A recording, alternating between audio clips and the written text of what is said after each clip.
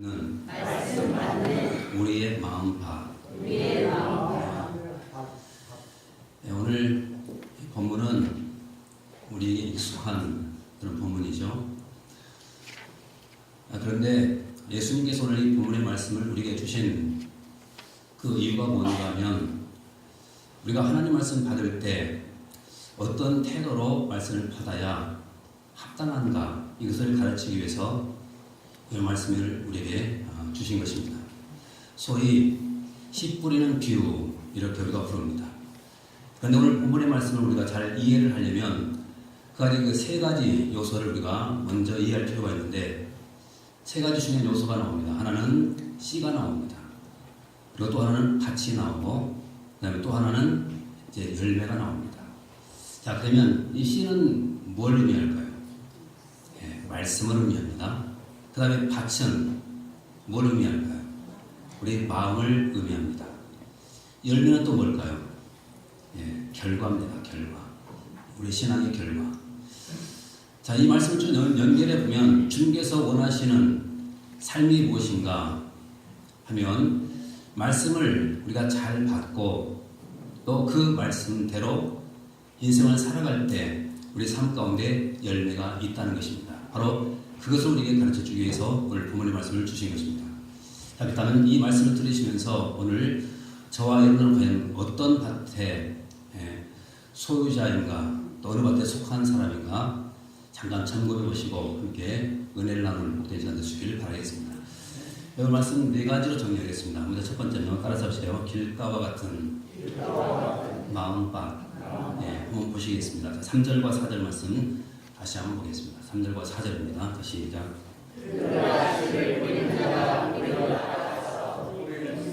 더러는 길가에 떨어짐에 새들이 와서 먹어버렸고. 자, 지금 4절 말씀 보면, 자, 더러는 어디에 떨어졌다고 그러죠? 길가에 떨어졌다. 길가에 떨어졌다 말씀하고 그러죠. 자, 이 길가는 어떤 밭인가 하면, 팔레스타인 지역에 가서 보시면 이 길가를 이렇게 표현합니다.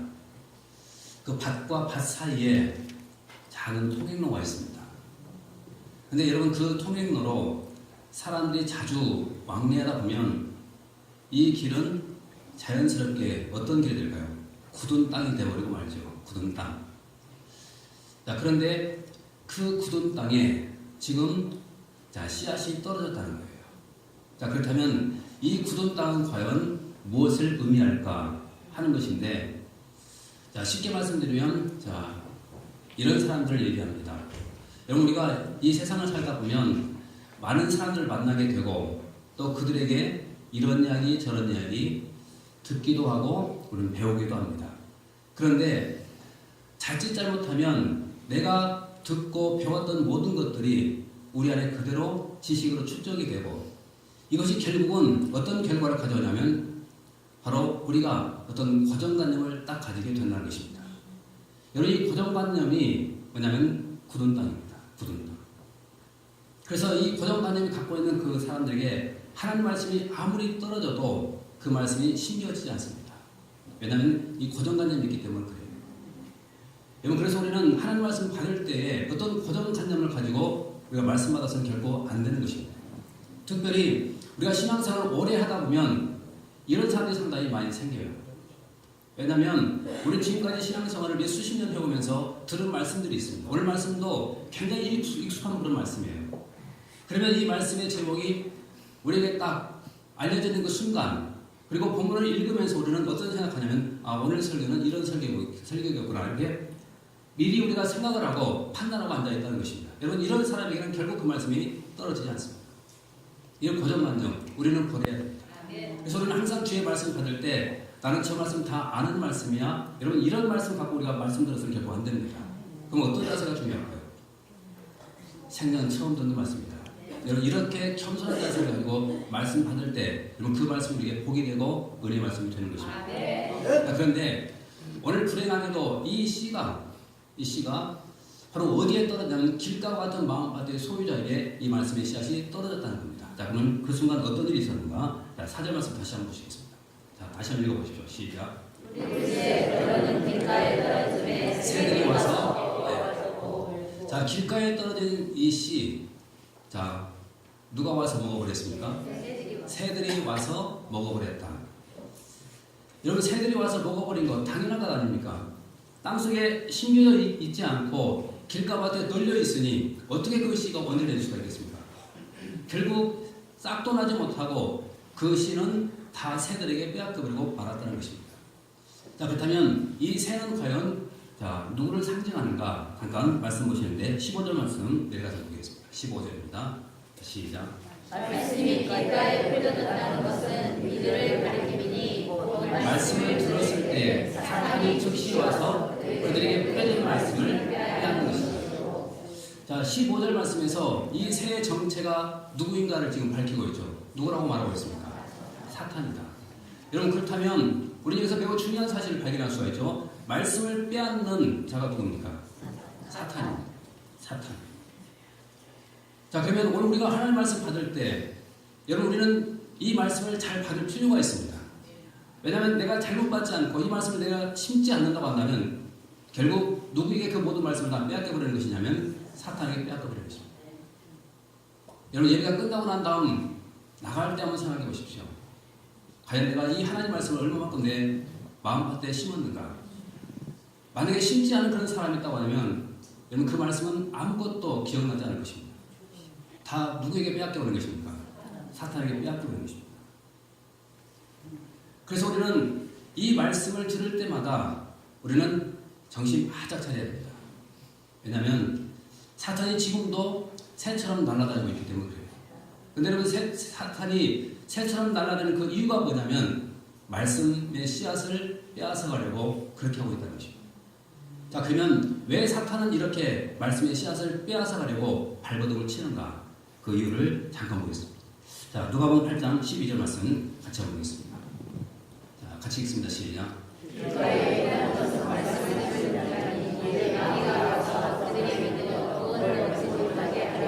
말씀을 자, 마귀가 분명히 말씀을 빼앗아가 버리죠. 그런데 무엇 때문에 말씀을 빼앗아가 버린다고 말합니까?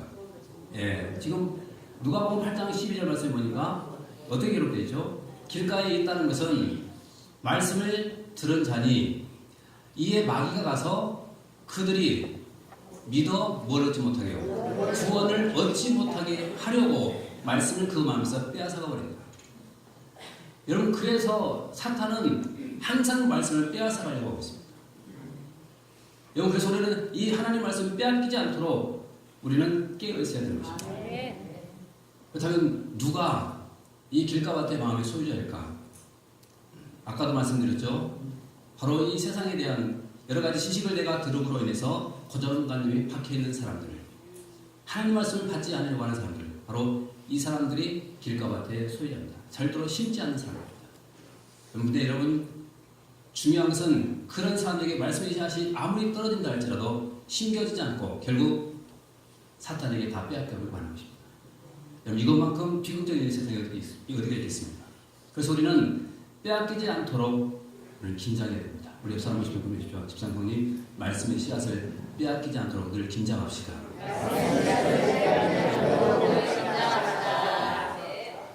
그 다음에 또 두 번째입니다. 두 번째는요, 따라서 해보시고, 돌밭과 같은 마음밭. 자, 그런 말씀도 보십시오. 5절과 6절 말씀 같이 한번 읽어보겠습니다. 5절과 6절입니다. 자, 같이 읽습니다. 시작. 깊지 않은 양으로 곧 쌀이 나거나 해가 돋은 후에 타서 뿌리가 없으므로. 자, 5절과 6절 말씀 보면 자, 이제 돌밭이 나오죠. 여러분, 돌밭의 특징이 뭡니까? 예, 한마디로 말씀드리면 흙이 별로 없다는 거죠. 흙이. 자, 흙이 별로 없습니다. 그러나 흙은 조금이라도 있죠. 근데 그곳에 자, 씨앗이 떨어졌습니다. 근데 조금 있는 그 흙 때문에 씨앗은 발화가 됩니다. 어느 정도 성장할 수가 있습니다. 근데 중요한 것은 계속적으로 자, 물이 공급되지 않는다고 한다면 결국 어떻게 되냐면 말라서 죽고 마는 것입니다. 자, 그러면 이 말씀이 어떻게 해석이 되는가 잠깐 보시겠는데요. 자, 16절과 17절 말씀 같이 한번 보겠습니다. 16절과 17절 말씀 같이 보겠습니다. 자, 시작. 또 이와 같이 돌밭에 뿌려졌다는 것은 그들을 가리키니 말씀을 들을 때 자, 돌밭에 이 마음밭을 가진 사람들, 자, 잠깐 보시면 말씀을 들을 때 그들도 어떻게 받습니까? 기쁨으로 받습니다. 기쁨으로. 즉시 기쁨으로 받으나. 그죠? 그래서 말씀을 잘 받는다는 겁니다. 그렇지만, 자, 17절 말씀에, 자, 어떻게 되는 거 보십시오. 자, 시작. 예. 자, 그 속에 뭐가 없습니까? 뿌리가 없습니다. 예, 뿌리가. 다시 말하면, 하나님 말씀 듣고 은혜를 받습니다. 눈물도 흘릴 줄 압니다. 기뻐하기도 합니다. 그러나 문제는 그 가운데 믿음의 뿌리가 없다는 거예요. 믿음의 뿌리. 결국 이 믿음의 뿌리가 없기 때문에, 자, 어떻게 되는가? 그 결과가 잠깐 뭐하다가요? 견디다가 말씀으로 인하여 뭘 당합니다. 환난이나 박해를 당하게 되면 넘어지는 자다. 자, 그러면 돌밭에 이 소유자가 누구인가 우리가 알 수가 있죠. 하나님의 말씀은 받기는 하지만 그러나 믿음의 뿌리가 없는 사람입니다.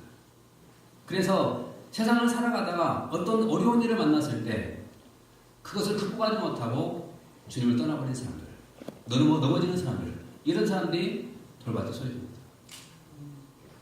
여러분, 우리가 믿음을 보일 절호의 기회가 언제인 줄 아십니까? 내가 어려움을 당할 때, 그때가 내 믿음을 보일 절호의 기회입니다. 그래서 어떤 환난의 순간이 올 때, 고통의 순간이 왔을 때, 여러분 그때일수록 우리는 더욱더 누구를 의지해야 되냐면 하나님을 의지해야 됩니다. 어렵다고 주님을 떠나서는 결코 안 되는 것입니다.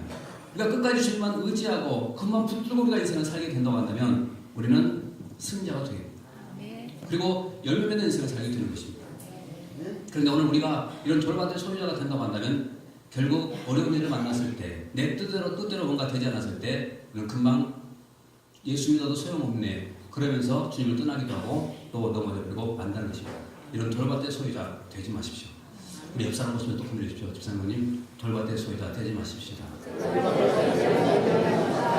다음에 세 번째입니다. 세 번째는 따라서 보실까요? 가시떨기와 같은 마음밭.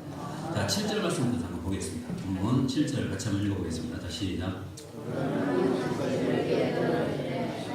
자라 기운을 마감으로 결실하지.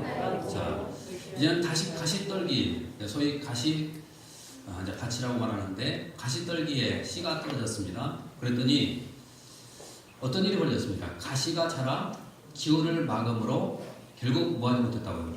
결실하지 못했다. 그렇게 말할 수가 없죠. 자, 그러면 이 말씀에 대한 또 해석을 잠깐 보시겠는데요. 자, 내려가서 18절과 19절 말씀 같이 읽어보겠습니다. 18절과 19절입니다. 같이 읽어보겠습니다. 시작. 말씀을 듣기는 하되. 자, 18절 말씀에 이들도 역시 말씀을 듣기는 하지요.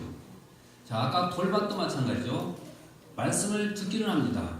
기쁨으로 받기도 합니다. 그런데 뿌리가 없어 잠깐 견디다가 결국 넘어지는 자, 돌밭입니다. 그런데 가시밭도 마찬가지입니다. 말씀을 받기는 합니다. 그런데 자, 19절 말씀 보십시오. 19절 같이 읽어봅니다.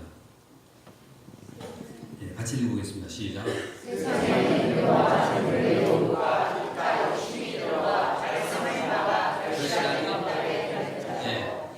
자, 말씀을 받기는 하지만 또 결실하지 못한다고 말하죠. 자, 이번에는 무엇 때문입니까?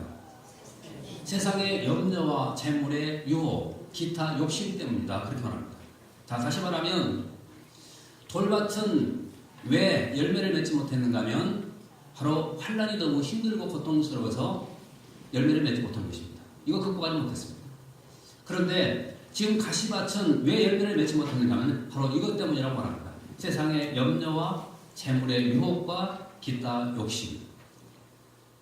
세상 사는데 너무 바쁘고 또 세상 일에 여러분 그 일에 내 모든 것을 다 걸고 인생을 살아가기 때문에 열매를 맺지 못하고 있는 것입니다.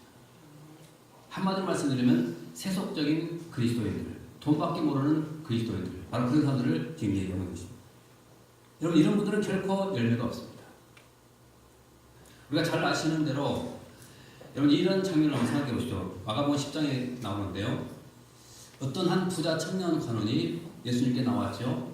그리고는 영생에 관한 질문을 가지고 주님한테 물어보죠. 어떻게 하면 내가 영생을 얻을 수가 있습니까? 하고 질문을 던졌습니다. 여러분 그때 주님께서 하신 말씀이 뭡니까? 네가 가진 건 다 팔아서 가난한 자들에게 나눠주고 그리고 나를 따라오너라. 그렇게 말씀했죠. 그런데 그 말씀을 듣고 이 부자 청년 관원이 어떤 반응을 보인 줄 아십니까? 네.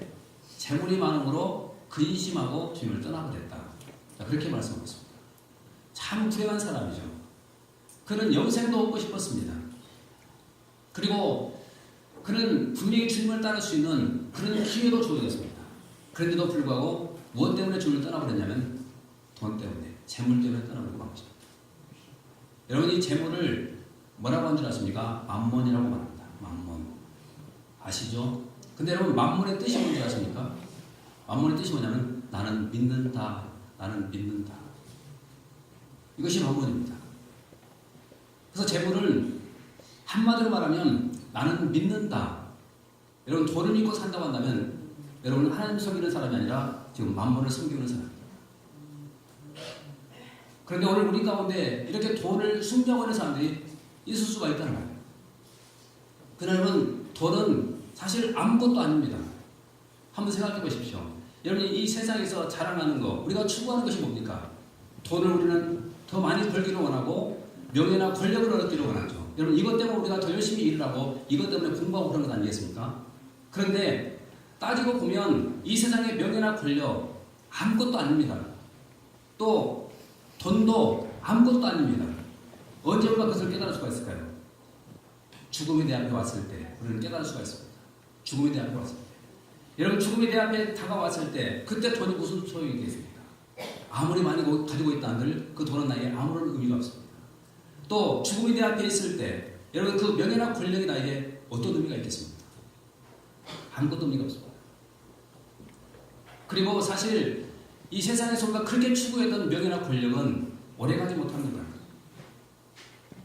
얼마나 오래갑니까? 은퇴 나이가 있잖아요. 그리고 은퇴하면은 그 모든 것 다 내려놔야 됩니다. 그 순간부터 우리는 명예도 권력도 없는 사람이 되고 말아요. 평생도록 추구했던 그 권력, 명예가 아무것도 아니에요. 여러분 세상 것 우리가 아무리 추구해봐야 결국 내가 죽음 앞에 섰을 때는 그런 것은 다 소용이 없다는 겁니다. 그래서 우리는 이런 세속적인 그리스도인이 되어서는 결코 안 됩니다. 특별히 여러분 물질을 쫓아서 인생을 살려고 하지 마십시오. 왜냐하면 이것은 굉장히 위험한 신앙생활입니다. 위험합니다. 우리가 아시는 것처럼 지금 오후 시간에 요한계시록 우리가 보고 있죠. 자, 근데 두아리라 교회 그 자칭 선자라고 하는 사람이 있었죠. 누굽니까? 이세벨입니다. 여러분 이세벨이 어떤 사람인지 아시죠? 그 당시 그 두아리라 교회 성도들을 유혹했습니다. 뭐라고 유혹했냐면 우리 돈 많이 벌자. 그래서 노동조합에 가입하지 않으면 장사도 할 수 없었는데 우리가 하나님 일을 하려면 돈을 많이 벌어야 되니까 노동조합에 가입하고 그리고 제사도 지내자. 여러분 이렇게 유혹했습니다. 돈 많이 벌자고. 그리고 돈 많이 벌어서 하나님 일도 열심히 하자고. 여러분 어떻게 보면 달콤한 말 같잖아요. 또 그럴싸하잖아요. 그런데 여러분 이것이 주님께서는 악하게 보셨고 나쁘게 보신 것입니다. 이것이 바로 거짓 선자들의 가르침이라고 말합니다. 여러분 오늘날 우리는 그래서 이 기복신앙 우리는 굉장히 경계해야 할 필요가 있습니다. 기복신앙. 물론 예수 믿으면서 돈 많이 있고 또 성공하고 나쁜 건 아니죠. 그런데 여러분 그것이 우리 인생의 목표가 되서는 결코 안 됩니다. 왜냐하면 그것이 내 인생의 목표가 되는 그 순간 그것은 나의 우상이 될 가능성이 있기 때문에 그렇습니다. 그리고 주님은 한 번도 그런 가르침을 우리에게 주지 않았습니다. 너희가 세상에서 돈 많이 벌고 사업 잘 되고 명예나 권력을 얻고 주님께서 그렇게 가르쳤습니까? 안 가르쳤습니다. 근데 여러분 지금까지 우리는 변질된 복음을 들어서 우리는 어떤 생각이 지금 우리 안에 고정관념으로 박혀있냐면 예수 믿으면 복 받는다.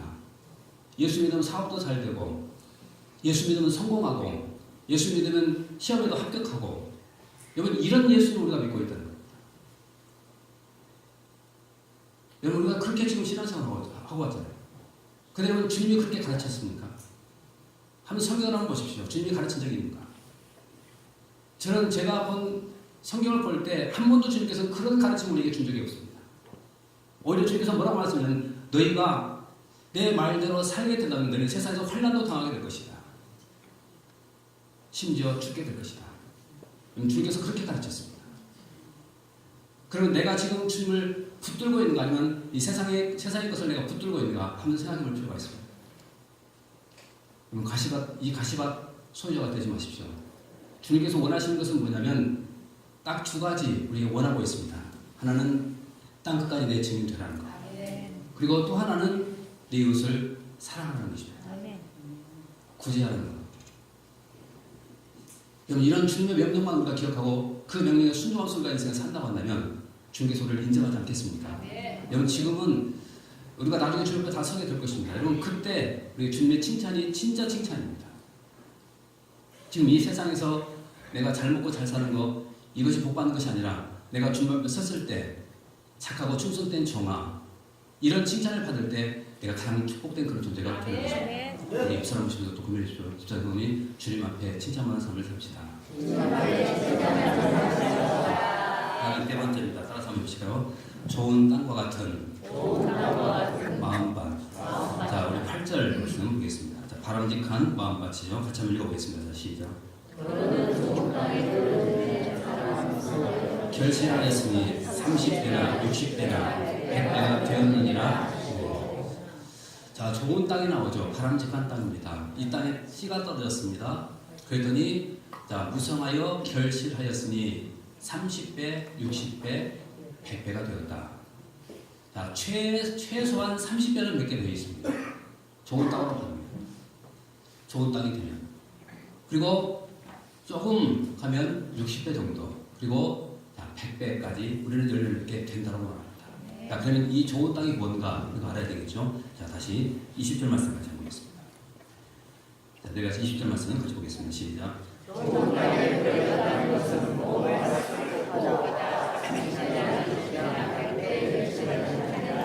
예. 자, 지금 마가복음 4장 20절 말씀에서 좋은 땅이 뿌려졌다는 것은 곧 말씀을 어떻게 해요? 듣고 받았다. 예. 자, 여러분, 좋은 땅이 바로 이런 땅입니다. 말씀을 듣고 끝나지 마시고 그 말씀을 내 마음에 받는 것입니다. 좋은 마음가짐입니다. 자, 근데 이 말씀을 더 자세하게 볼 수 있는 성경이 있는데 그것이 누가복음 8장 15절인데 같이 한번 보시겠습니다. 시작. 좋은 땅이 되는 것은 착하고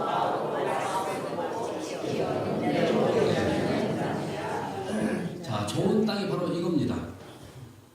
자, 아까 마가복음에서는 뭐라고 말씀했죠? 듣고 받아. 이렇게 말씀했죠. 근데 누가복음에서는 좀 더 자세하게 우리에게 설명해 주고 있습니다. 자, 뭔가 다시 한번 보십시오. 좋은 땅에 있다는 것은 첫 번째 뭡니까? 착하고 좋은 마음. 착하고 좋은 마음. 여러분, 그래서 우리는 하나님 말씀 받을 때 여러분 착하고 좋은 마음을 받으셔야 돼요. 착하고 좋은 마음. 그래서 오늘 말씀 받을 때 여러분 그 말씀 앞에 우리가 판단자로 서 있어서는 결코 안 됩니다. 착하고 좋은 마음으로. 그 다음에 말씀을 듣고 뭐 하는다니까? 지키는 것. 자, 다시 한번 보십시오. 자, 좋은 땅입니다. 좋은 땅. 누가 좋은 땅인가? 첫째는 착하고 좋은 마음으로 말씀을 듣는 사람. 착하고 좋은 마음으로 말씀을 듣는 사람. 자, 듣고 어떻게 해야 될까? 그 다음에 지키는 사람. 또 지키다 보면 힘들고 어렵습니다. 그래도 불구하고 끝까지 우리는 뭐 해야 될까요? 인내해야 됩니다. 그러면 뭐가 열리게 됩니까? 열매가 결실하게 됩니다.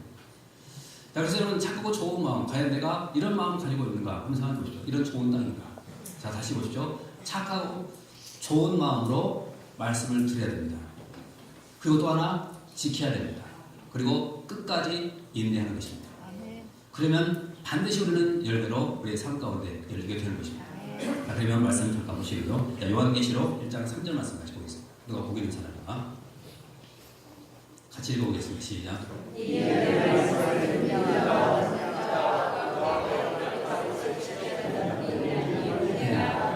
자, 그렇죠. 주님이 누가 복이 있는 사람인가 분명히 우리에게 말씀드리고 있죠. 자, 누가 복이 있다고 말합니까? 자, 읽는 자와 듣는 자와 그 가운데 기록한 것을 말하는 자가 자, 그래서 여러분 말씀은 항상 이렇게 읽고 듣고 지키는 것입니다. 이 세 가지 법칙이 있습니다. 읽고 듣고 지키는 것.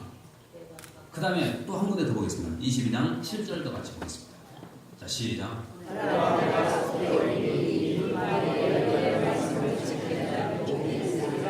자, 아까 1장에서는 세 가지를 말씀했죠. 읽고 듣고 지키는 자. 그런데 이제 마지막 요한계시록이 닫히면서 이제 뭐라고 말씀하냐면 딱 한 가지만 강조하고 있습니다. 그것이 뭡니까? 지키는 자. 지키는 자. 여러분 마지막 순간 주님 앞에 누가 칭찬받는 자인가? 하나님 말씀을 받고 그 말씀을 지키는 자입니다. 바로 이분들이 열매를 맺고 그 열매로서 주님 앞에 인정과 칭찬을 받게 되는 것입니다. 여러분 신앙생활에 이런 아름다운 열매 맺으십시오. 우리 옆 사람 손 올리십시오. 집사님님 우리 아름다운 열매를 맺고 주께 영광 드립시다. 잠시 기도하겠습니다. 하나님 아버지 감사합니다. 또 귀한 시간 함께 하시고 또 귀한 말씀 허락해 주신 것 감사합니다. 주신 말씀 오늘 또 겸손히 받습니다. 그리고 길가나 돌밭이나 가시밭과 같은 마음으로 주의 말씀 받지 않게 도와주시고 오직 좋은 땅, 좋은 밭으로 주의 말씀을 잘 받을 수 있도록 축복해 주옵소서. 말씀을 듣고 읽고 지킴으로 말미암아 주님 앞에 인정받는 삶을 살게 도와주시고 또 많은 열매로서 주님께 영광 드리며 살아가도록 축복하여 주옵소서. 주님 만났을 때 또 칭찬받게 하시고 상급받는 종들이 다 되도록 은혜 베풀어 주옵소서. 오늘도 함께 하시고 영광 받으신 거 믿고 감사드리며 예수님 이름으로 기도합나이다. 아멘.